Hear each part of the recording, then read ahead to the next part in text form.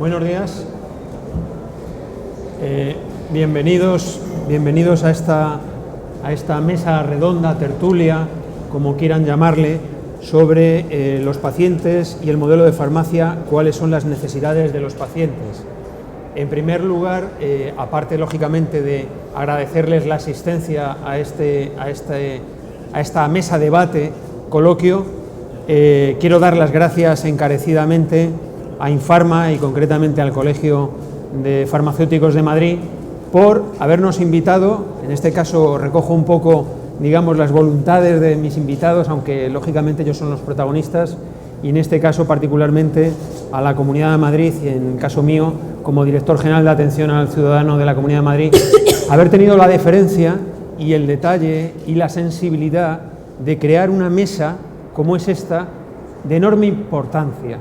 Me van a decir que, claro, ¿qué voy a decir yo si soy el moderador de estas jornadas, de esta mesa, si no va a ser decir que es importante? Pero evidentemente la importancia radica en que los protagonistas son los ciudadanos y los protagonistas son los pacientes. Y nosotros, seamos farmacéuticos, médicos o cualquier profesional sanitario, tenemos que evidentemente comprender, percibir, escuchar cuáles son las necesidades de nuestros ciudadanos y de nuestros pacientes para darle una oferta de servicios, como yo siempre digo, de traje a la medida, lo más ajustada posible a las necesidades de ellos. Por eso es importante la interlocución directa con los pacientes. Y en este caso tenemos la suerte de tener a tres personas que, en primer lugar, debo decir, para que no haya ningún tipo de sospecha, que son amigos. Y digo que son amigos porque llevamos muchísimo tiempo trabajando junto con ellos en distintas organizaciones y, por lo tanto, ellos se han ganado el pulso y se han ganado el día a día de ser un referente en el mundo asociativo de los pacientes. Tenemos a mi derecha a Laura Carrasco, que es la directora de Parkinson Madrid, así que buenos días, Laura. Una mujer, lo veréis, infatigable, vital y absolutamente entregada a la causa del asociacionismo y, sobre todo, lógicamente, a la lucha y al trabajo denodado por mejorar la calidad de vida de los pacientes, obviamente con Parkinson, ¿no? A mi izquierda está Álvaro Lavandeira, que es miembro, ha tenido muchas responsabilidades a lo largo de sus distintas reencarnaciones, ¿no?, podríamos decir, sí, de la Asociación de Hemofilia, de Hemofílicos de Madrid, y por lo tanto también es un hombre que además le une con el sector farmacéutico otros lazos, porque él es consorte, debo decir, no te he pedido permiso, lo voy a decir, consorte de farmacéutica, y además acaba recientemente de leer su tesis doctoral, por lo tanto, y además sobre medicamentos huérfanos. Por lo tanto, aparte de su trabajo también denodado en mejorar la calidad de vida de los pacientes con hemofilia, es una persona bastante conocedora del sector farmacéutico, por lo que le lleva de consorte y por su propia actividad académica. Por lo tanto, estamos encantados de que estés aquí. Y luego, a la derecha, y en último lugar, y no menos importante, tenemos a una persona muy importante para todos los que estamos en el sector sociosanitario, podríamos decir. Es Antonio Bernal. Antonio Bernal es el presidente de la Alianza General de Pacientes, aunque él evidentemente también tiene otras muchas reencarnaciones y en su propia asociación, sin lugar a dudas. Es una persona que es un referente en el movimiento asociativo. Sabéis que la Alianza General de Pacientes, que yo conozco bastante bien porque estuve en sus inicios en la creación de ella, es una plataforma de asociaciones que aglutina a muchas asociaciones de pacientes y pretende, digamos, aunar esfuerzos en pos de mejorar la calidad de vida de los pacientes, y él es un referente sin lugar a dudas del movimiento asociativo, así que estamos, Antonio, encantados de que estés aquí y que nos aportes tu visión. Para terminar las presentaciones, deciros simplemente dos pinceladas muy breves. Hoy en día, insisto, no se entiende que podamos realizar y acometer acciones sociosanitarias y servicios sociosanitarios sin la concurrencia activa de los pacientes, sin la voz de los pacientes. Ahora sabéis que está muy de moda hablar del paciente empoderado, el paciente experto, como le queramos llamar en sus múltiples versiones y acepciones. Estamos hablando de un paciente, de un ciudadano bien informado y bien formado, porque la salud es una decisión muy individual. Nunca debe ser papá Estado quien tome las decisiones, sino que tenemos que tener ciudadanos con suficiente capacitación para ayudarnos a los decisores políticos y gestores en la toma de decisiones. Sin lugar a dudas, aquí tenemos un ejemplo de 3 personas que desde luego trabajan con nosotros, con la administración sanitaria, no solamente la madrileña, sino en el resto de España, codo con codo, diciéndonos y tirándonos de las orejas cuando nos tienen que tirar, marcándonos el camino y el rumbo de hacia dónde tenemos que ir y desde luego tratando de que nunca separemos los pies del suelo y tratemos de ayudar lógicamente a la calidad de vida de los pacientes. Pues si os parece, comenzamos contigo, Laura, para que nos des una visión de la visión de qué opinas sobre cómo los farmacéuticos pueden hacer una sinergia con vosotros, con los pacientes, y vosotros con los farmacéuticos, y ellos pueden también aportaros unos servicios que realmente sean adecuados a vuestras patologías y a mejorar vuestra calidad de vida. Bueno, lo primero de todo, darte las gracias por la invitación, dar las gracias también al Colegio Oficial de Madrid y a Infarma y a vosotros por estar aquí a estas horas escuchando a los pacientes, que bueno, aunque es verdad que cada vez hay más empoderamiento, la realidad es que todavía somos la María, ¿no? Y entonces, bueno, pues es un honor poder veros aquí y que estéis escuchándonos. La verdad es que, bueno, llevo como unos 15 o 16 años al frente de la Asociación de Parkinson Madrid y tenía muchas cosas que contaros, muchas cosas que deciros, pero bueno, decidí, cuando me invitó Julio a venir aquí, hacer un sondeo y estuve haciendo cuestionarios a las personas con Parkinson para que me contaran, bueno, qué esperaban ellos de sus farmacéuticos, de sus farmacias, ¿no? Lo primero de todo, claro, yo tengo una visión un poquito más estratégica, de gestión, de sinergia con Julio y con su equipo, y entonces pues, lo ves con el Colegio Oficial de aquí de Madrid, que también tenemos convenios de colaboración y se trabaja verdaderamente bien, y la verdad es que me bajaron a tierra. Lo primero de todo que me dijeron, que eso ya lo sabéis, porque la parte de farmacia hay un aspecto comercial importantísimo, que es lo bien que les tratáis, lo a gusto que se sienten cuando les preguntáis por los nietos, por cómo han dormido, que si tienes mejor cara hoy, que si, en fin, tener esa cercanía humana y personal con las personas que les veis casi todos los días, porque cuando no es a comprar una cosa es a comprar otra, ¿no? No voy a profundizar porque eso lo sabéis, y además Parkinson, aunque el 30% son menores de 65 años, la gran mayoría son personas mayores, sabemos el aislamiento que tienen y la problemática, con lo cual es muy bienvenida esa humanidad. Sí quería dar unas pinceladas de las características de la enfermedad de Parkinson, como es que la mayoría no tienen demencia tipo Alzheimer, que es la que más comúnmente conocemos, ¿no? Y que todos en los barrios conocemos a personas con... sí es verdad que tienen más lentitud de pensamiento, tienen sobre todo dificultades de lenguaje, la voz se les baja y tienen problemas de disartria, con lo cual no articulan bien. Desgraciadamente, el ser humano, lo que pensamos cuando tenemos delante una persona que no habla bien es que tampoco piensa bien. Y bueno, en el caso de la enfermedad de Parkinson, a no ser que coadyuve con Alzheimer o otro tipo de demencia, pues tiene preservada la cognición, con lo cual el trato que puedan entender o más pueril o condescendiente, eso lo notan, es decir, son personas que tienen sus facultades cognitivas. Entonces es un dato importante para que lo conozcamos a la hora de tratar. De hecho, estamos trabajando con el equipo de Julio en dar cursos para atención primaria en humanización del trato, es decir, qué características tiene el de enfrente que no te despiste para tratarle, pues bueno, como un ciudadano, ¿no? Con todos sus derechos. Entonces eso es importante, aparte del cariño que algunos te lo están demandando, esa parte más trato que no estoy generalizando, pero hay muchos que son el trato de abuelito, ¿no? Que hay algunos que sí que lo quieren, otras personas no. Oye, yo no soy tu abuelo, O sea, yo tengo ya mis nietos, ¿no? Entonces hay que tener mucho cuidado con la interlocución con el otro.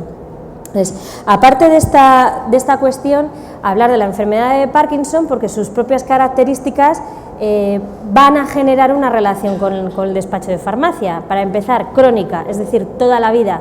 La enfermedad de Parkinson tiene una longevidad muy similar a la de la población sana, con lo cual tenéis cliente para 20, 30 años. Entonces ya os vale hacerlo bien porque tenéis cliente para mucho tiempo, ¿no? Y entonces evidentemente ellos buscarán en el barrio, en la zona más cercana, el que mejor le trate o le atienda profesionalmente, porque, bueno, como os decía antes, cuando les he ido a preguntar qué es lo que necesitaban, que me den mis medicinas. Ya, pero eso es como lógico. No es tan lógico. ¿Por qué? Porque la enfermedad de Parkinson, como les pasa a otras crónicas, tiene una relación estrechísima con su fármaco. Si habéis visto la película Despertares, un enfermo de Parkinson puede pasar de estar prácticamente en catatonia si no tiene su dopamina a vivir, a moverse, a hacer una vida lo más normalizada posible. Con lo cual es fundamental que no falte el fármaco. Y nos encontramos con problemas de desabastecimiento, que es verdad que os superan a vosotros, que no tiene nada que ver, que muchas veces es que hay fuga de medicamentos a otros países porque es más lucrativo, y ahí estamos dando la tabarra en el ministerio, pero eso es un problema que vosotros os lo enfrentáis cara a cara porque os llega y no tenéis el medicamento que darle, ¿no? Entonces ese señor, esa persona, queda totalmente desamparada. Hay algunos de vosotros, y ahí es cuando me dicen que me busquen el fármaco, porque lo sabemos, que movéis cielo y tierra para encontrar la última caja que hay en Madrid. Y hay algunos que no tanto, porque nos lo dicen, nos lo cuentan, oye, me he tenido que ir, me he movido por todas las farmacias buscando mi fármaco. Problemas de desabastecimiento es uno de los graves problemas para ellos. Falta la medicación. Otra cuestión muy importante es que el fármaco, el cóctel de fármacos para las personas con Parkinson es endiabladamente complejo y muy personalizado. Esto no vale antibiótico durante 2 semanas, no. Cada uno va a tener un cóctel distinto, con dosificación distinta y que no va a ser igual durante todos los años. No es la típica enfermedad crónica que establecida de una determinada manera, como es degenerativa, aparecen nuevos síntomas, con lo cual el cóctel va cambiando. El neurólogo se las ve y se las desea para ajustar, colocar esas dosis para mantener de la manera más lineal posible a la persona, funcionalmente, ¿no? en el día a día. Esto, claro, os dificulta a vosotros poder dar ningún tipo de sugerencias, porque es que es peligrosísimo, o sea, mover para arriba o para abajo es muy peligroso. Cuando veáis algún problema que no está ajustado, mandarles al neurólogo, es la sugerencia que os damos, porque es verdaderamente complejo estar dando pautas por parte de cualquiera que no sea un neurólogo y además especializado en Parkinson cuando están fluctuando. Se quejan mucho los neurólogos generalistas, que pedimos siempre neurólogos especializados, pero es que es verdad, llega un momento que la enfermedad empieza a fluctuar de tal manera que tienes que ser malabarista y conocer muy bien la enfermedad para colocar la dosis que mantenga funcional a la persona. Otro problema candente, el tema de los genéricos. Pues es muy importante el tema de los genéricos. ¿Por qué es importante? Porque con esta explicación que acabo de dar, que la dosis es ajustada tan al milímetro, que como a mitad de camino tú le casques un genérico, lo puedes destrozar todo. No hay bioequivalencia, no la hay, punto, no la hay. Con lo cual, no pasaría nada si el neurólogo de entrada te prescribe un genérico, porque ya empieza a ajustar la dosis a tenor de ese genérico. Pero a mitad de camino no se puede cambiar a un parkinsoniano con un genérico porque le destrozas la dosificación, esa funcionalidad del día a día se cae. Y además puede que no veas un neurólogo hasta dentro de 6 meses, o sea que machacas a una persona medio año, así de claro. Entonces, Cuando estamos hablando de genéricos, sabemos que tenéis la obligatoriedad de utilizar de menor precio y tal, pero sabemos de casos, y no puedo demostrarlo aquí, por la razón que sea, que le ha convenido al farmacéutico colocar un genérico por la razón que sea, o porque no tenía la marca principal X, me da igual, no, porque es más caro, yo tengo obligación, no es más caro, y sabemos de casos que le han dado el genérico a pesar de que han pedido la marca, ¿no? Pues ahí también podéis ayudar, y si quiero sensibilizaros en ese sentido, no es baladí el tema de los genéricos, porque se puede machacar el día a día de una persona al introducirle un genérico. Con lo cual, si de entrada el neurólogo pauta un genérico o organiza las dosis a tenor de ese genérico, no pasaría nada. El problema es que a mitad de tratamiento se cambie ese genérico. Más cosas que me cuentan. Bueno, la honestidad es muy importante, que en principio se da por sentado, pero bueno, sí nos hemos encontrado casos pues con este juego, ¿no? con el genérico, ¿no? Sobre todo. La adherencia al tratamiento en Parkinson es fundamental, es muy importante para poder tener esa funcionalidad mantenida. Hay un problema en Parkinson que vosotros podéis ayudar a detectarlo, que la adherencia puede haber problemas por defecto o por exceso. La medicación de Parkinson genera mucha adicción. ¿Por qué? Porque primero toca la línea dopaminérgica, que es la del placer, ¿no? Y porque les hace sentir bien. Entonces, si yo estoy un poquito bajito y tal, me meto otra pastilla, ¿no?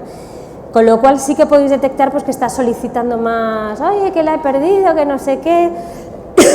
Sí podéis estar detectando que pueda estar habiendo abusos y puede generar problemas, la medicación puede hacer efectos rebotes y con la adicción. Otro nos puede pasar todo lo contrario, ¿no? Cuando la gente esté comenzando, sobre todo los inicios tempranos, cuando están recién diagnosticados, a la gente pues le cuesta entrar en la dinámica de la medicación, de no sé cuántas pastillas cada no sé cuántas horas. Y la adherencia es muy importante pues, para intentar mantener que no haya fluctuaciones y que la persona esté funcionalmente bien. Entonces sí que podéis dar indicaciones en ese sentido, oye, tómatelas, es importante, no tanto cambiarles ni decir poco más y poco menos, pero sí que mantengan la pauta y que si tienen cualquier problema, pues que vayan a su médico de cabecera o al neurólogo. Perdón, acabo de salir de una gripe de una semana y estoy todavía... ¿Has ido al farmacéutico? Me he dejado una pasta en farmacéutico, sí, efectivamente. Bueno, pues esto, no dar indicaciones, ¿no?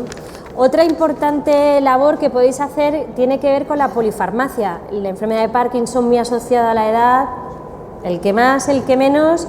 Tiene un buen cerro de fármacos relacionado con tema vascular, si no es diabetes, en fin, un cóctel impresionante. Y ahí a lo mejor sí que, aunque los médicos de atención primaria, sino el geriatra, generalmente son los que ven, pues pueden detectar esos problemas, pero bueno, si veis alguna incongruencia, pues también podéis dar la voz de alarma, porque el tema de la polifarmacia en la enfermedad de Parkinson es muy importante. Respecto a la identificación de los síntomas, que decían, oye, ¿podemos ayudar a identificar? Hombre, difícilmente. El Parkinson perdón, se identifica difícilmente. Ahora mismo hay como una media de casi 2 años para diagnosticar la enfermedad de Parkinson, porque empieza de una manera muy insidiosa, se confunden con otros síntomas, con lo cual, si detectáis algo extraño, indicarles que vayan al neurólogo. Si es importante que no os aventuréis, porque el tema del diagnóstico en Parkinson es tremendamente complejo. Ahora los médicos de atención primaria cada vez pues, están más avezados, pero tienen sus dificultades también incluso para derivar al neurólogo, ¿no? Y luego un apartado muy importante es la sensibilización. La familia sufre mucho con la enfermedad de Parkinson a medida que va avanzando. Ay, madre. porque el cuidador está los 365 días del año con ellos y al final está pues muy deteriorados, ¿no? No voy a poder seguir.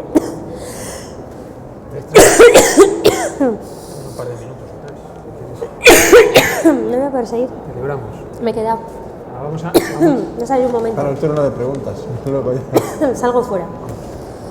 Voy a quitarme esto. Oye, perdona, Hacen. Sal con el micro. No te preocupes. Porque toso y se me...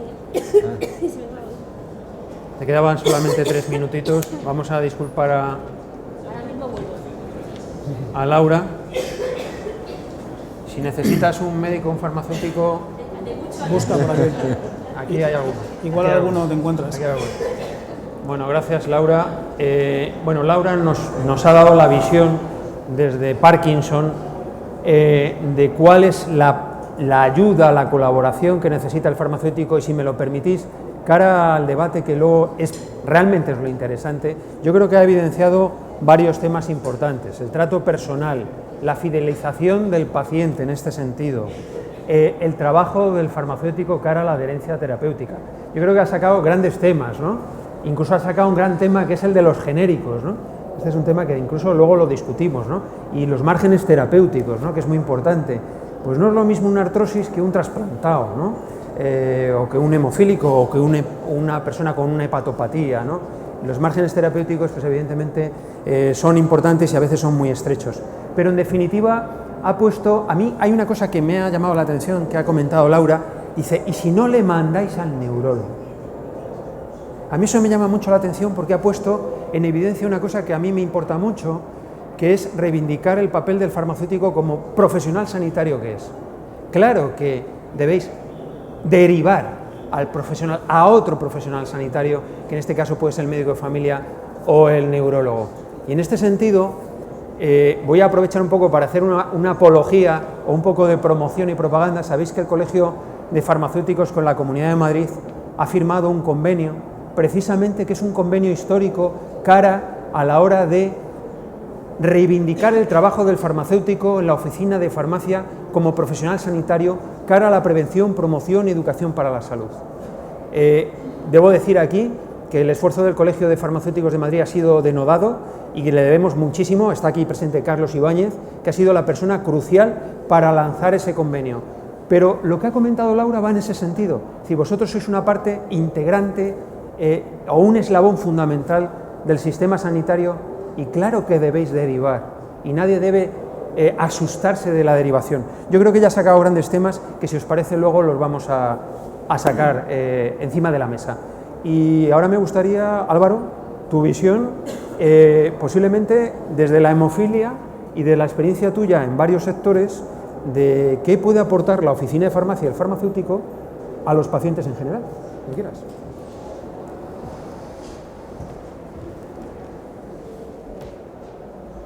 Buenos días, no sé si hablo a través de cuál hablo, de este.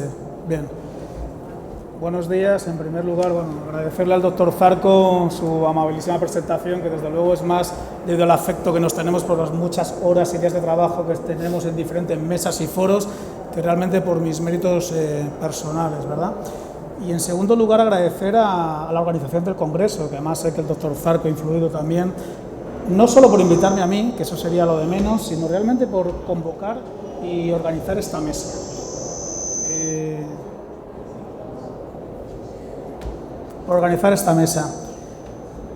Efectivamente, el foco sobre lo que debe pivotar realmente toda la asistencia, la farmacia, el mundo sanitario en definitiva, es el paciente, el ciudadano, el cliente, el usuario, llamémoslo como queramos.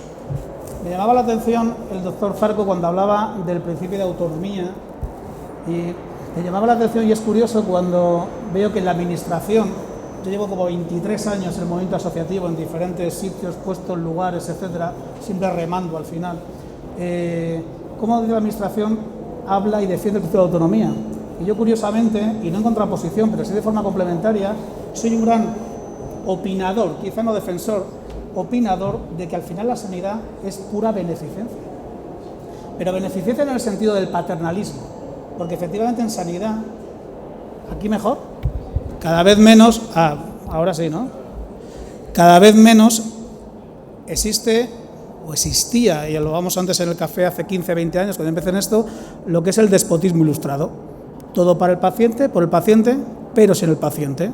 No cabe duda, hace 15 años este congreso era impensable probablemente que hubiera, no solo aquí los pacientes hablando, sino realmente una mesa hablando de pacientes, o que la propia administración hace 15 años nos dijera que hay un principio de autonomía, y efectivamente la legislación española establece que existe un principio de autonomía. La Ley 41/2002 habla del principio de autonomía del paciente, y sin embargo yo entiendo que la sanidad es pura beneficencia. Miren, cuando alguien está malo, cuando alguien está enfermo, cuando le duele algo, lo que quieren es que le curen. El resto es filosofía. Ahora bien, que le curen bajo el principio de lo que los griegos, que eran unos grandes sabios que hemos perdido muchas de sus enseñanzas, basaban en la autoritas. Y el principio de autonomía en el mundo sanitario, desde mi punto de vista, modesto punto de vista, está basado en la autoritas, no en la potestas.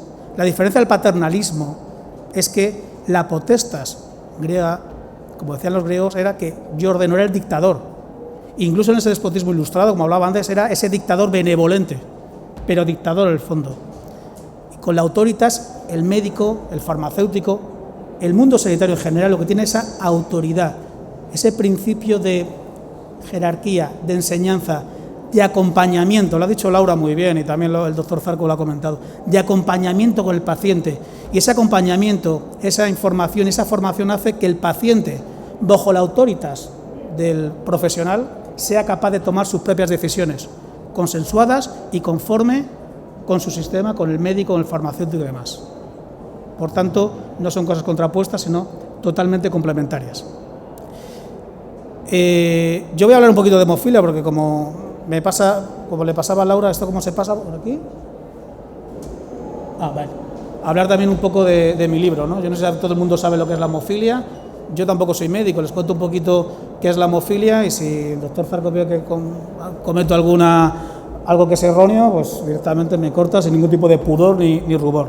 Bueno, la hemofilia no sé si la conocen todos, si la conocen me salto todo esto. Es una enfermedad hereditaria que provoca la ausencia o disminución de algunos de los factores de coagulación y por tanto son trastornos hemorrágicos, por el cual el paciente hemofílico tarda más tiempo en coagular.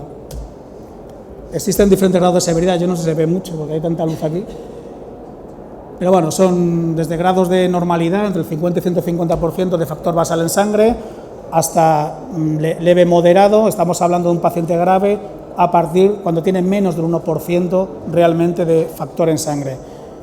Un hemofílico leve, estamos hablando de un 5%, como ven, con poquito factor, el cuerpo es capaz de realizar una coagulación adecuada. Yo no sé si lo ven, si no se lo cuento.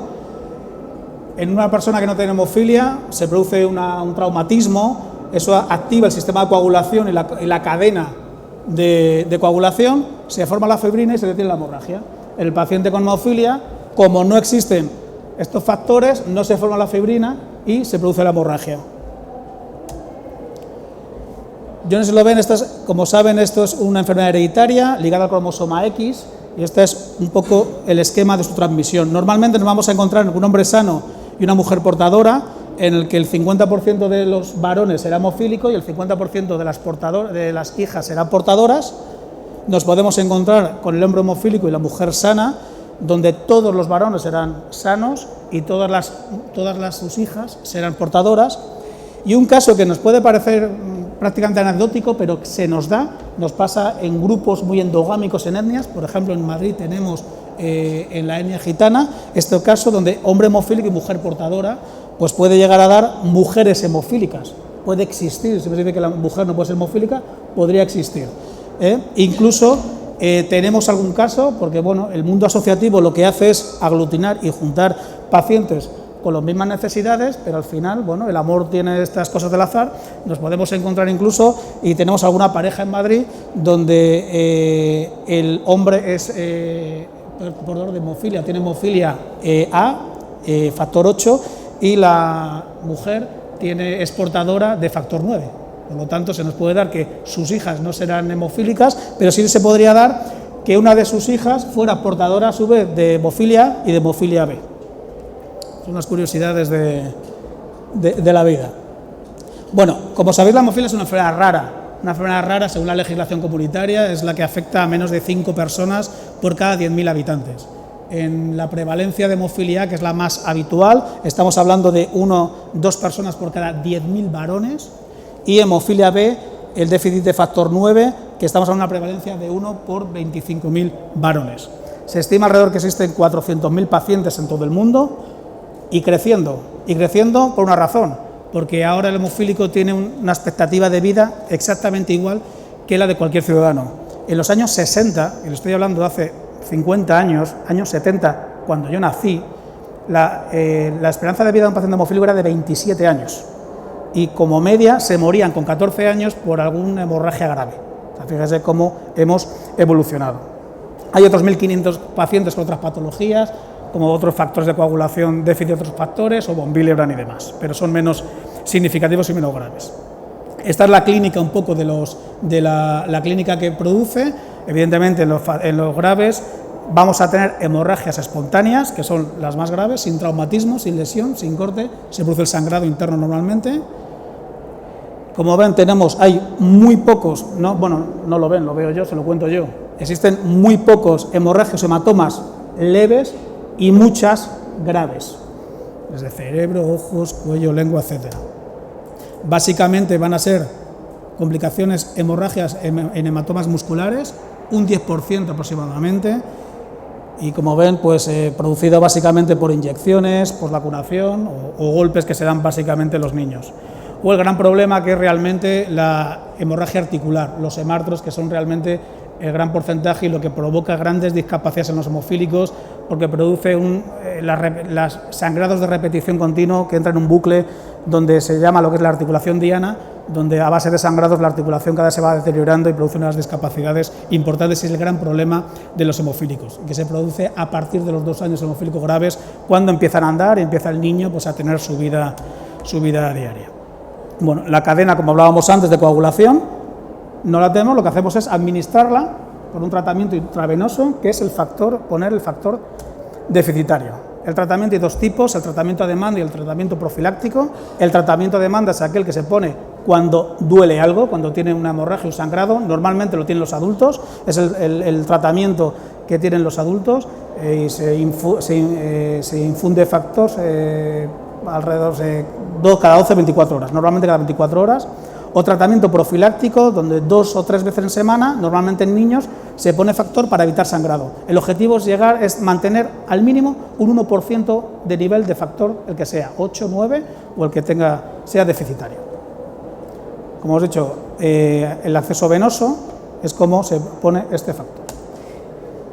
Y nosotros tenemos una característica muy particular, que es el tratamiento que puede ser hospital o domiciliario, y está totalmente extendido el tratamiento domiciliario, y esto se produce a través de una rara avis en la normativa española, que es esta resolución de abril del 82, por el cual el Ministerio de Sanidad autorizaba el autotratamiento a los pacientes hemofílicos, hablando del año 82, desde los años que hace más de 35 años prácticamente. Por esta resolución, esta es la primera disposición de ámbito nacional que definió la dispensación ambulatoria de medicamentos y material sanitario desde los servicios de farmacia a un colectivo de pacientes, en el año 82. Así, del año 82, 10 años antes de que en el año 1992 se regulara vía circular, la 492 famosa del INSALU, la dispensación de medicamentos de uso hospitalario desde los servicios de farmacia a pacientes no ingresados en el hospital. Luego, como saben, se han ido incorporando diferentes grupos a esta dispensación ambulatoria, pero el paciente hemofílico desde el año 82 ya la tenía. ¿Y por qué se produce esta resolución? Por motivos de urgencia. El sangrado evoluciona muy rápido y lo que se trata es precisamente de que el paciente tenga capacidad de administrarse su propio factor en su casa, en su lugar de trabajo, en su lugar de vacaciones, allí donde esté, y no depender del hospital, precisamente para evitar que el sangrado siga evolucionando y siga produciendo los daños articulares o incluso ponga en riesgo la vida de las personas, y de forma, cómo no, evidentemente, normalizar su vida. La propia resolución dice literalmente que la unidad de hemofilia facilitará a través de la farmacia del centro sanitario todo el material preciso para la preparación o inyección. En el año 82 hablaba de un solo uso y de los concentrados necesarios para el tratamiento. Por lo tanto, estamos hablando, cómo no, como ya saben, de un medicamento de uso hospitalario, que define la ley como aquel por sus causas o características farmacológicas o por su novedad o motivos de salud pública, se reservan para tratamientos que solo pueden utilizarse o seguirse en medios hospitalarios o centros asistenciales autorizados. Bien. Por tanto, los servicios de farmacia se configuran como los responsables de la gestión de los fondos públicos, en este caso, destinados a estos medicamentos, y donde se establecen 3 niveles de responsabilidad, que son clínico, administrativo y farmacéutico. Desde el punto de vista clínico, la pregunta es ¿qué medicamento y para qué? Sin embargo, se puede decir, como el que, a diferencia que existe en el caso del Parkinson, por lo que he escuchado, que el factor 8 es un medicamento que no es sustituible, no lo puede sustituir el farmacéutico en la dispensación que haga el médico. Respecto a la pregunta administrativa, la responsabilidad administrativa es cuánto y cuándo, es decir, tiene que garantizar el farmacéutico la disponibilidad de la medicación, su utilización en el momento que se utilice y asegurar un suministro y, evidentemente, al mínimo coste posible. Pero lo que más me interesa es, desde el punto de vista farmacéutico, cómo se utiliza un determinado paciente. Este es el principio de autonomía.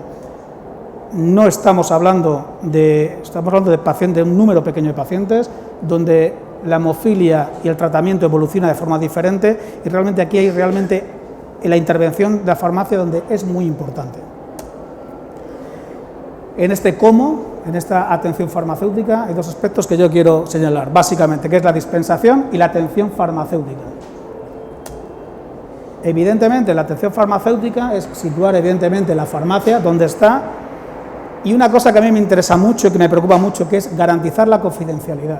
Y en esto, permítanme poner una tarjeta amarilla al menos.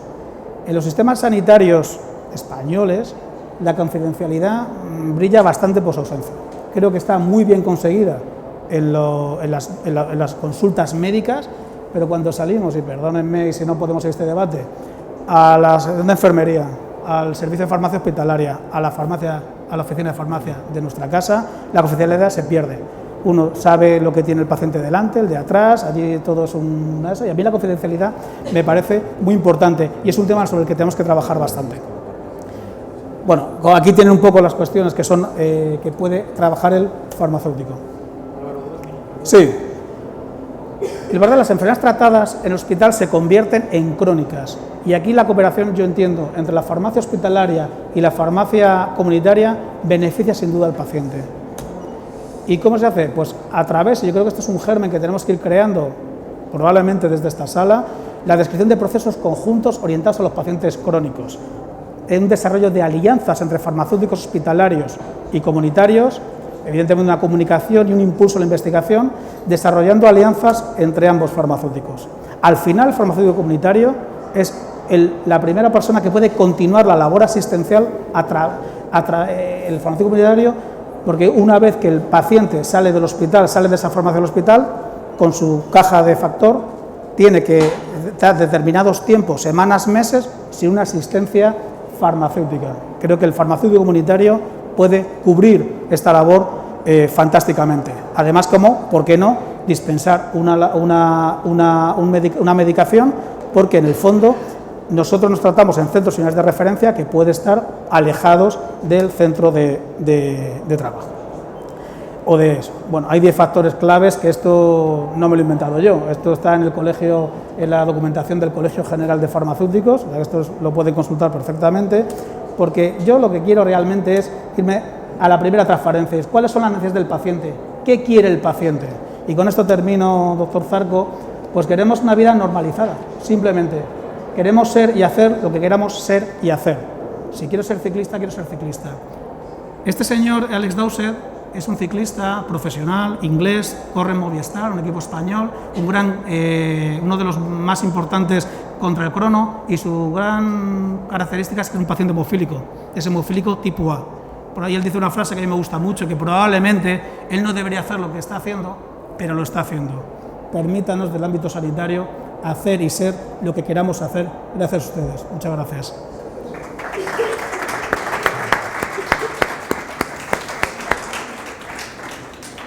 Muchas gracias, Álvaro.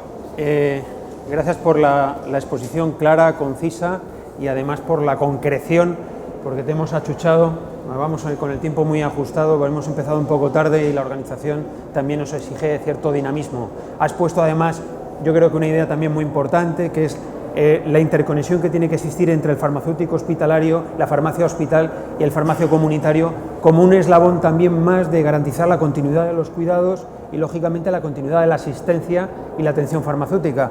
Y ahora, Antonio, me gustaría que tú, desde tu visión, no ya solamente de gran conocedor que es Antonio del mundo del hígado, si me lo permites, ¿no?, del mundo de la hepatitis, del mundo de la hepatopatía como tal, sino tu visión como presidente de la Alianza General de Pacientes, en donde tú estás trabajando con tus asociados y con asociados de otras asociaciones de pacientes que a veces tienen temas muy en común contigo y a veces no tienen tantos temas en común, son muy separados, con lo cual no te rindo las ganancias de que tengas que buscar los mínimos comunes divisores entre todos, ¿no?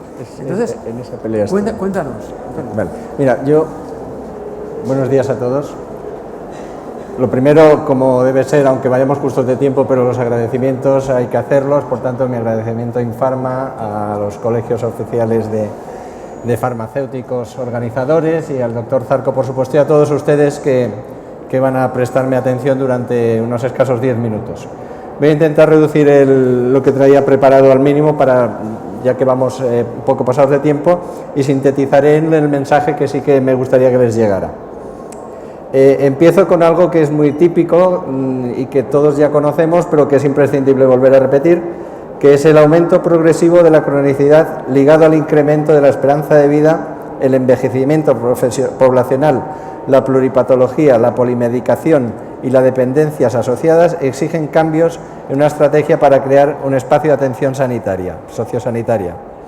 Un escenario en el que los pacientes sabemos que el farmacéutico debe tener un papel relevante y en el que se deben establecer los criterios para que así sea.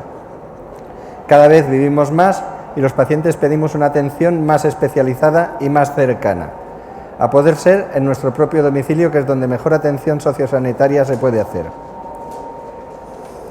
Esta atención descarga el sistema y significa confort para el paciente. Por ejemplo, ¿qué sentido tiene que un cuidador tenga que estar continuamente haciendo un desplazamiento a un centro de salud o a un hospital? Encarece el sistema, lo hace menos eficiente, utiliza recursos sanitarios que a lo mejor no son necesarios. No se trata de sustituir el papel del médico o del enfermero. La atención debe ser complementaria e integral. Esta es una fórmula, la de los servicios profesionales, que ya se está llevando a cabo en otros países. ¿Por qué aquí no? Y en este aspecto, el farmacéutico puede y debe fomentar el empoderamiento y la implicación del paciente. Me parece muy interesante las propuestas que en su día realizó SEFAC de que el farmacéutico comunitario forme parte de los equipos de atención primaria junto a médicos, enfermeros y trabajadores sociales, como proveedor de atención sanitaria a los pacientes más vulnerables, sobre todo a aquellos con mayor falta de autonomía o con las patologías crónicas, formando así parte de la red de supervisión que detecta riesgos de descompensación en la salud de los pacientes como patologías crónicas, para que, de este modo, actuar con celeridad y evitar complicaciones de gravedad. Desde la Alianza General de Pacientes, nuestra misión y nuestro objetivo, que no es otro que establecer puentes de diálogo y colaboración, consideramos que la evolución del Sistema Nacional de Salud pasa por acabar con los compartimentos estancos y considerar de verdad al paciente como un agente más del sistema, para crear con su participación una atención integral a la persona, y en este sentido la farmacia española tiene un papel fundamental que hacer como agente sanitario imprescindible para garantizar la calidad de la atención. Es nuestro deseo también que exista un buen entendimiento y colaboración entre la farmacia comunitaria y la farmacia hospitalaria, solapando la atención a los pacientes que pasan por ingresos hospitalarios, coordinando en conjunto la planificación de la administración, la interacción y la adherencia de los tratamientos, especialmente en aquellos donde existen medicamentos de dispensación hospitalaria y los de dispensación en farmacia comunitaria. Esto es una evidencia de que la farmacia necesita tener conocimiento absoluto de los medicamentos que toma el paciente que está viniéndole a ver.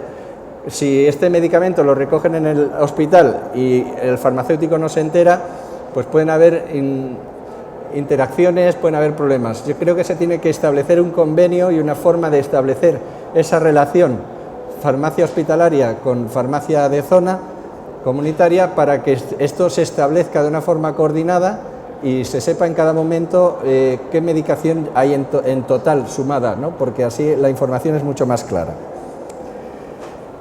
Tenemos que hacer un reconocimiento, y tengo que hacerlo, a la farmacia comunitaria rural, por su esfuerzo en dar servicio a los pacientes, ofreciendo en muchas ocasiones servicios fuera de todo interés con carácter humanitario.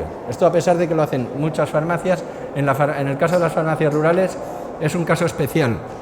Tuve la posibilidad de hablar con algunas de ellas y me cuentan que incluso se desplazan ellos al hospital a buscarle la medicación, porque hay personas que tienen verdaderos problemas para desplazarse, o no tienen medios, o no tienen las personas que le puedan acompañar, y entonces el farmacéutico rural en muchas ocasiones se va a la farmacia hospitalaria, le recoge el medicamento y se lo lleva a esta persona. Y eso yo creo que es digno de agradecer, porque eso está muy por encima de todo. Por tanto, mi agradecimiento desde la AGP para todos los farmacéuticos de la farmacia rural, además de todos los demás que también hacen esas funciones.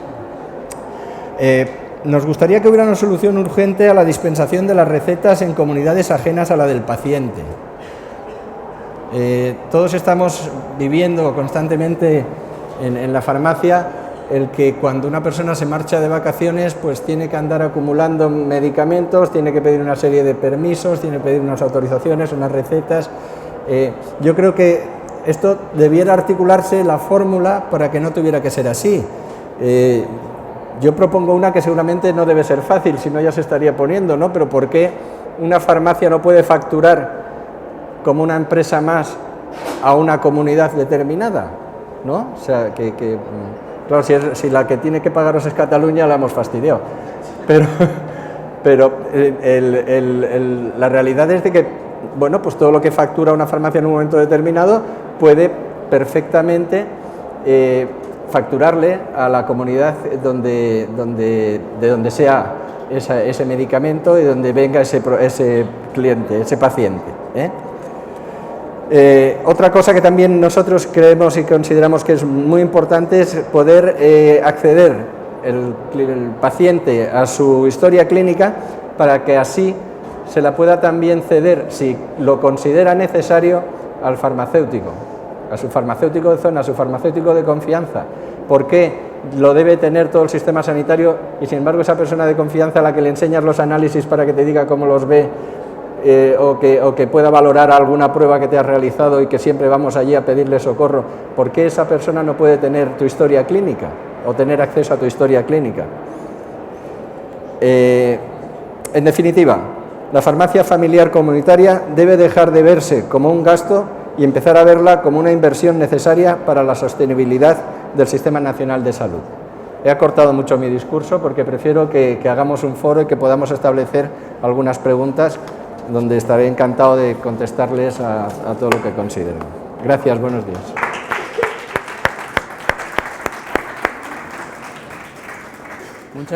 Muchas gracias, Antonio, sobre todo por soportar el estrés tan estoicamente, ¿no? Te hemos achuchado el tiempo, ¿no? ¿Estás mejor? Sí, ¿Sí? mejor, gracias. Bueno, recuperada. Bueno, yo creo que Antonio, si os dais cuenta, ha sido transgresor. Esto está muy bien. Ha planteado además dos temas que son muy importantes. Uno es de ingeniería financiera, ¿no? Con cara a la facturación y la receta. Todos vivimos, todos los profesionales vivimos vuestros peregrinajes. No digamos la hemofilia, ¿verdad? Esto ya es para sacar nota, ¿no? Es decir, este es un tema que efectivamente es muy preocupante, ¿no? Porque además rompe la continuidad de cuidados y la continuidad de la atención farmacéutica, ¿no? Y otro tema muy importante que yo creo que has puesto también encima de la mesa es el tema de compartir la información clínica. Realmente la historia de quién es, del paciente. Historia es del paciente, no estamos todos de acuerdo, ¿no? Y sabiendo que la historia es del paciente, evidentemente tenemos que articular fórmulas para que todos los profesionales sanitarios puedan compartir esa información en aras de mejorar el paciente, sin lugar a dudas, y los cuidados del paciente. Yo creo que has puesto, eres transgresor y además sí podríamos decir, buscando un titular, que el modelo de farmacia española se ha agotado. Aquí ha habido alguien que ha puesto una expresión para decir a continuación. porque claro que debe desarrollar medidas que mejoren la atención farmacéutica y la mejora de la atención a los pacientes. Es decir, el rol del farmacéutico tiene que potenciarse más, sin lugar a dudas. Digo el titular para captar la atención y luego explicar de que no estamos diciendo que el modelo de farmacia vaya por delante, está agotado, sino que tenemos que buscar nuevos derroteros y nuevos horizontes. Yo creo que han sacado los tres temas diversos y de gran importancia capital en este sentido y los tenéis a vuestra disposición. Por lo tanto, tenemos 20 minutos de preguntas. Así que, allí atrás y luego tú. ¿Estás mejor de verdad? Sí, sí, sí. Golpe de tos. Se te cierra ahí. Se cierra,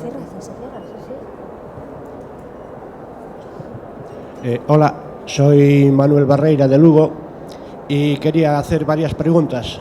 Primero una para todos, y es si os relacionáis con las instituciones de los farmacéuticos, con colegios, con los colegios. Más alto, es que no te escuchamos. Sí, si tenéis relación con los colegios profesionales, si hacéis reuniones para plantearle las dudas, bueno, las necesidades que tenéis, o con el Consejo General de Colegios Oficiales de Farmacéuticos, porque ellos pueden transmitir a toda la red de oficinas de farmacia esas necesidades que tenéis, ¿no? Después, con relación a la chica, que bueno, no sé cómo se llama, a ver, el tratamiento que tenéis es un tratamiento muy complejo, entonces la farmacia tiene servicios para poder ayudar, que son los SPDs, que a veces se pueden solicitar. No sé cómo lo ves. Con respecto al de hemofilia, a ver, los tratamientos son... Te puedo pedir que las concrétalas y no muchas porque si como tenemos poquito, perdóname, no quiero que me tomes manía, pero cuantas menos y más concretas mejor. Sí, son tratamientos hospitalarios y le parecería que deberían estar en las oficinas de farmacia, ¿vale? Y con respecto... Sí, el acceso al historial farmacoterapéutico es una demanda que viene haciendo la SEFAC, creo, ya hace unos cuantos años, y eso también depende un poco de la comunidad autónoma, porque ahora cada comunidad autónoma tiene un servicio sanitario diferente. Entonces, en Galicia a lo mejor tenemos acceso, no a todo, pero a más datos que puede haber en otra comunidad. Y eso, por eso os preguntaba si la relación entre las asociaciones con los colegios provinciales o con los consejos autonómicos, ¿cómo la veis o cómo hacéis? Gracias. Son muchas preguntas, pero... Si quieres, yo empiezo por decir lo de la relación con los colegios. Desde la AGP se mantiene una relación muy estrecha con todos los colegios de farmacéuticos. Es más, ahora vamos a firmar incluso con el Consejo un acuerdo de colaboración para transmitir bidireccionalmente todas las inquietudes y todo aquello donde podamos colaborar, que estoy convencido de que es mucho. Ya no me he podido alargar más, pero desde luego la farmacia comunitaria tiene mucho para dar de sí para el Sistema Nacional de Salud, y por ello, repito y reitero, desde la AGP mantenemos ya contactos con todos los colegios oficiales, incluso con el Consejo también vamos a firmar un convenio ahora ya. Pues por parte de Parkinson Madrid tenemos firmado un convenio con el Colegio Oficial de Farmacéuticos de Madrid en varios ámbitos de trabajo. Uno tiene que ver con la información y formación y la sensibilización. Hacemos todos los años una jornada, una conferencia plenaria en la que se invita a todos los farmacéuticos de Madrid un poco para la renovación de fármacos relacionados con Parkinson. Además se hace a partir de las 8 de la tarde para que la gente pueda salir de la farmacia, y ahora mismo tenemos previsto que vengan a visitarnos todas las responsables de área, por ejemplo, de Madrid, a la asociación, para establecer vínculos y sobre todo la parte que antes no pude desarrollar, todo lo de sensibilización. Creemos que formamos una red, las farmacias, las asociaciones, los médicos de atención primaria, todo el sistema sanitario, que podemos colaborar y hacer sinergias, ¿no? En ese sentido, la farmacia comunitaria pues, es importante. hay que establecerse, pero claro, ahora mismo uno de los problemas que tenemos es que, claro, vosotros esos los sacáis de vuestro bolsillo, o sea, todo el que va a por los medicamentos, el que va a casa y le toma la atención, el que, en fin, es un apoyo muy importante. Hay que tener cuidado, como decíamos, que estamos haciendo complemento, porque eso es una obligación de la enfermera y del médico de atención primaria de la zona, ¿no?, estos cuidados, pero sí que se puede hacer un complemento, y sobre todo que, bueno, que entendemos que vosotros no lo podéis hacer derecho, es decir, que la farmacia que pueda podrá y el que no pueda pues no podrá, ¿no? Pero desde luego sí que tenemos la sensibilización, y vosotros nos deriváis mucho a las farmacias. Hicimos una campaña en toda España, que teníais en todas las despachos de oficina folletos para explicar las asociaciones y derivar a la gente a la que tenían más cercana, ¿no? Son ejemplos de buenas prácticas. Y de la otra pregunta, perdóname, no fui capaz de entenderte, que decías que había algo de apoyo, pero no fui capaz de entender. Sí. Te hablaba de los servicios de SPDs, servicios personalizados de dosificación, con seguimiento farmacoterapéutico, que realizan bastantes farmacias. No sé si los conocéis o no. Desconocido. Totalmente. Sí, en mi caso, rápidamente por el tiempo, las relaciones con el Colegio de Farmacia preguntados. En nuestro caso, nosotros básicamente tenemos relaciones con farmacia hospitalaria, pero como he dicho rápidamente en la presentación, pues hoy estoy aquí y creo que debe ser el germen de empezar a tener más relaciones, porque creo que sí podemos trabajar conjuntamente. Yo, desde luego, y mi asociación, aquí estoy dispuesto a lo que haga falta, de verdad. Y de hecho ya hemos hablado antes y con el público, pues que de empezar algún camino de colaboración. Respecto, ¿debe estar la medicación de las sociedades de farmacia? Es la gran pregunta, efectivamente. Yo, como no tengo la suerte de ser gallego como tú, solo soy hijo de gallego, te diré, depende. Sí y no. Yo creo que esto no es para todos. ¿Por qué? Hemos hablado antes de la personalización. Nosotros en Madrid tenemos alrededor de 500-600 hemofílicos. Hay miles de farmacias comunitarias. Esto requiere dos cosas desde mi punto de vista, que es el medicamento en farmacia. Uno, formación del farmacéutico, que no sé si lo tiene ahora mismo, y que creo que desde las asociaciones tenemos que andar ese camino. Dos, la coordinación con farmacia hospitalaria. Y sobre todo, hay que tener una logística. Este medicamento, los factores de coagulación necesitan frío y una serie de medidas de conservación que yo no sé si las farmacias las tienen o no las tienen. Pero además hay otra cosa que para mí es muy importante. Mira, probablemente un paciente hemofílico adulto, conocedor de su enfermedad, que lleva 25 años con el mismo tratamiento, 25 años con la misma dosificación, probablemente es candidato a que efectivamente en la farmacia debajo de su casa se pueda establecer esta relación entre el farmacéutico comunitario y ese paciente. No igual el resto, en donde no haya pacientes hemofílicos. Pero probablemente esos padres de niños recién diagnosticados necesitan un seguimiento más intensivo por parte de farmacia hospitalaria. Pero en el fondo, y lo ha dicho también en la última intervención, se trata de hacer una coordinación. Yo no creo en guerras ni en batallas entre diferentes tipos de farmacia. Yo soy paciente, permítanme ser ese. Yo quise ser abogado y lo fui, gracias al sistema sanitario. Claro que quiero tener, porque además es más eficiente para la administración. ¿Por qué? Porque cuando un paciente tiene que hacer 300 kilómetros para recoger el factor en su centro hospitalario, lo que hace es acumular factor. Eso vale mucho dinero, es un tratamiento muy caro. Un tercio del gasto farmacéutico del Hospital La Paz está dedicado a hemoderivados. Y estamos hablando de 500 pacientes. Un hospital que trata enfermedades muy importantes. Si efectivamente el seguimiento, el control, la supervisión se hace desde farmacia hospitalaria, pero igual la dispensación se hace desde la farmacia comunitaria, en vez de tener para 20 o 30 dosis en mi casa, tengo para 2. ¿Eso qué hace? Trabajar sobre el just in time. Según necesito, me pongo y trato. Y estos señores pagan. Es más eficiente. Me ahorro desplazamientos, etcétera, etcétera, etcétera. Pero es un camino, como digo, que tenemos que andar el germen. Para todos no, para todas las farmacias tampoco. Vamos a ver dónde están los hemofílicos, como bien has dicho tú, entre coordinación entre farmacia hospitalaria y farmacia comunitaria, formar al farmacéutico, la logística del farmacéutico, y vamos a trabajar sobre esa línea. Tenemos un camino muy grande que andar, lo he dicho en la presentación muy rápido. Igual hoy ojalá tengamos este germen para trabajar en un futuro en esa línea.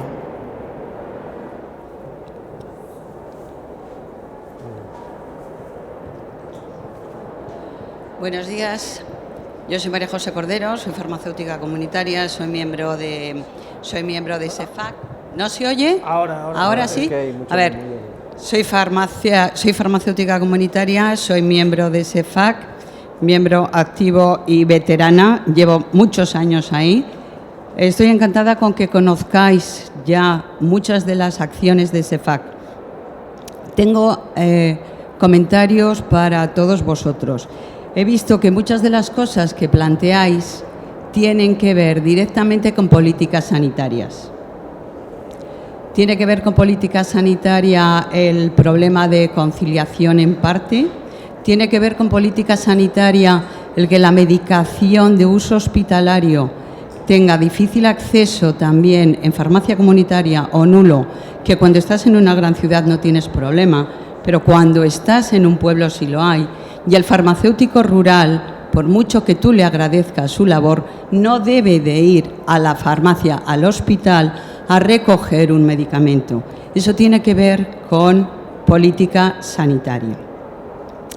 En cuanto a la medicación de Parkinson, sabemos perfectamente que no la vamos a cambiar, ni esa ni prácticamente ninguna, porque ajustar dosis se tiene que hacer mandando una comunicación al médico. Ahí tenemos de nuevo, tenemos que formar parte de todo el sistema sanitario para tener un fácil acceso al médico, bien sea al especialista, es que es imposible. Tú dices que les mandemos al neurólogo, no podemos. Podemos como mucho al médico de atención primaria, pero ahí necesitamos también una comunicación rápida. Necesitamos que sea un hecho el que formemos parte de todo el sistema, como tú bien nos apoyas, Julio. Entonces, prácticamente todo ello tiene que ver con eso. No ajustamos. El SPD, ese servicio de dosificación personalizada, ya se firmó con la atención al anciano polimedicado en Madrid. Fue un gran avance que ahí quedó. Ahí estamos. Tenemos que pegarle otro empujón, porque llegaremos a ello. Y creo que el que sale peor parado es política sanitaria. El paciente, esa es tuya, porque es que prácticamente todo pasa por ahí. Estamos luchando por la conciliación, por saber el tratamiento del paciente cuando sale de hospital o cuando sale de cualquier especialista, pero que debemos poder comunicarlo también al médico de cabecera y no podemos. Entonces, tenemos que conseguir una comunicación, que la receta electrónica sea útil de verdad, que nos dé información, que el paciente, y ahí vosotros tenéis muchísimo que hacer, los de las asociaciones de pacientes, vosotros tenéis que reivindicar que el historial es vuestro. A mí no me van a hacer caso, pero a vosotros sí. Yo pido y necesito saber vuestra medicación y vuestras constantes y cómo tenéis el nivel de azúcar o el nivel de colesterol para poder ayudaros también con la medicación que traéis de otros sitios y con lo que traéis de herbolario. Yo puedo saber si podéis o no tomarlo y los problemas que podéis tener, pero necesito tener esos datos. Pero eso lo tenéis que reivindicar vosotros, de verdad. A nosotros no nos hacen caso apenas. Y muchísimas gracias por estar aquí. Muchas gracias. No sé si lo de creo que de encender la luz y abrir la puerta es porque debe ser como una especie de aviso, ¿no? ¿No? Sí. A mí me gustaría, decirte que efectivamente, como tú muy bien dices, es política sanitaria. En ese sentido, como tú muy bien sabes, estamos emprendiendo un nuevo camino con SEFAC también, creyendo realmente y profundamente en la atención farmacéutica. Como tú y yo sabemos, hace 5 años echamos a andar un proyecto, Medafar, de coordinación entre la Oficina de Farmacia y Médicos de Familia, y aquí el que os habla fue, junto con vosotros, el creador de aquello, para interconectar a los médicos de familia con la Oficina de Farmacia y esa derivación, que fuera una derivación real, y vamos a trabajar sin lugar a dudas en ese sentido, como vosotros sabéis. A mí me gustaría alguna pregunta más, aunque fuera, por favor, muy concreta, si es que la hay. Si no, damos por concluido. ¿Hay alguna pregunta más o ya os habéis sentido con la luz y la puerta abierta intimidados? Bueno, pues si no hay más, entonces daros las gracias, lógicamente, a vosotros, a ellos. Siempre el paciente es el protagonista, siempre es el paciente. da sentido a nuestras vidas, ¿verdad? Da sentido a nuestras vidas, y daros a vosotros las gracias por haber escuchado pacientemente y además deciros que yo que vosotros me aprovecharía de que ellos están aquí. Sabéis que los congresos se hacen aquí y en los pasillos. Entonces hay que trabajar el pasillo también. Así que gracias por seguir apoyándonos a la Administración Sanitaria. También sin ellos nosotros no podríamos hacer cosas. Y gracias, insisto, a vosotros.